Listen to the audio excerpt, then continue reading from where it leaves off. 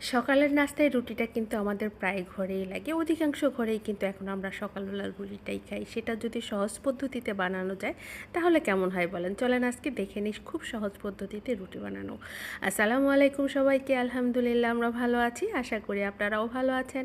যে যেখান থেকে দেখছেন সম্পূর্ণ ভিডিওটি দেখার জন্য আমন্ত্রণ রইল। যদি ফেসবুক থেকে দেখে থাকেন তাহলে আমাকে একটু ফলো দিয়ে, আর যদি ইউটিউব থেকে দেখে থাকেন তাহলে আমাকে একটু সাবস্ক্রাইব করে দেবেন। আমার ভিডিওটি যদি ভালো লেগে থাকে, যদি সাবস্ক্রাইব করে রাখেন, ফলো দিয়ে রাখেন, সামনের ভিডিওগুলিও কিন্তু আপনার কাছে চলে যাবে। যাই হোক, দেখতে পাচ্ছেন আমার জেরি বাচ্চাটা কোথায় বসে আছে, ওরা অনেক সাহস। আসল ভিডিওতে চলে আসি। এই হচ্ছে একটা ডিম দিয়ে দিলাম, এটা একটা চপার, তার মধ্যে একটু লবণ দিয়ে দিচ্ছি একটু সয়াবিন তেল। আপনি চাইলে ব্লেন্ডারে করতে পারেন, অথবা আপনি কিন্তু শুধুমাত্র পেয়ালার মধ্যে নিয়ে কাঁটা চামচ দিয়েও করতে পারেন। তো আমার কাছে এই চপারটা দিয়ে খুব বেশি সহজ মনে হয়। আর এখানে 4 টেবিল চামচ আমি দিয়ে দিচ্ছি আটা। তাহলে আমি কি দিলাম? একটা ডিম, একটু সয়াবিন তেল, একটু লবণ, আর হচ্ছে 4 টেবিল চামচ আটা। তার মধ্যে দিয়ে দিচ্ছি আমি প্রথমে 1 কাপ পানি। যদি মনে হয় যে পানি লাগবে তাহলে কিন্তু আমি পরে আর একটু পানি অ্যাড করব।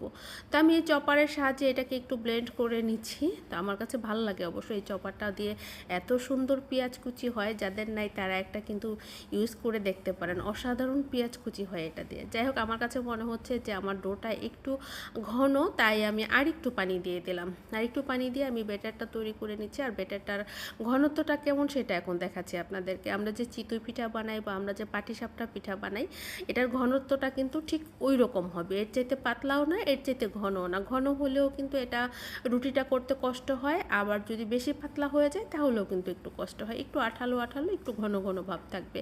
আর এই ফ্রাই প্যানটাতে যেহেতু আমি মোটামুটি তেলের কাজটাই বেশি করি, এটার মধ্যে এক্সট্রা তেলের কোনো প্রয়োজন নেই। আমি একটু টিস্যু দিয়ে মুছে নিয়েছি। আর এখানে 1 চামচের চাইতে একটু বেশি, মানে 1.5 চামচের মতো, এই ডালের চামচের 1.5 চামচের মতো দিয়ে দিলাম একটা রুটির জন্য। আমি মনে করি এইটুকুই পারফেক্ট। আর যেহেতু আমি 4 টেবিল চামচ দিয়েছি, এখানে কিন্তু আমার 4টা রুটি হবে। তো আমার মেয়ে আর আমি যেহেতু সকালবেলা এই নাস্তাটা করি বেশিরভাগ, তো আমাদের 4টা হলেই হয়। আপনি কিন্তু এই ডিমের মধ্যেও আরও আটা দিতে পারেন, মানে 10টা রুটি হবে এই পরিমাণ আটাও কিন্তু এটার সাথে দেওয়া যায়। যেহেতু আমার এতগুলি রুটি লাগবে না, তাই আমি 4 টেবিল চামচ আটা দিয়েছি। আর দেখেন, এমনিতে যখন করি অফ ক্যামেরায় তখন এত সুন্দর ফুলে, আজকে আমি এত চেষ্টা করলাম একটা রুটি ফুলাইতে পারলাম না। মানে আমার মাঝে মাঝে না এত কষ্ট লাগে যে ক্যামেরার সামনেই কেন এমন হবে। যাই হোক, মাঝে আরও 2টা রুটি বানানো হয়ে গেছে আমার।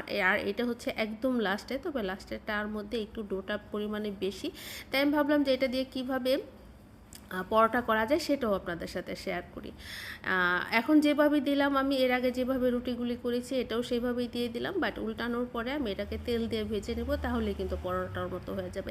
একটা আপু আমাকে ইউটিউবে কমেন্টস করেছিলেন যে আপু সবচেয়ে সহজ পদ্ধতিতে রুটি বানানো শেয়ার করেন।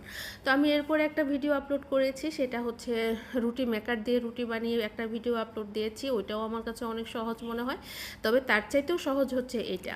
আর এটা কিন্তু সব কিছুর সাথেই খাওয়া যাবে। আমরা যেমন হাতে বানানো রুটিটা সব কিছুর সাথে খেয়ে, এটাও সব কিছুর সাথে খাওয়া যাবে। চায়ের সাথে, ভর্তার সাথে, ভাজির সাথে, তারপরে ঝোলালা তরকারির সাথে, মাংসের সাথে, সব কিছুর সাথেই খাওয়া যাবে। আমি জানি না আপুটা আমার ভিডিও দেখতেছেন কিনা বা দেখবেন কিনা।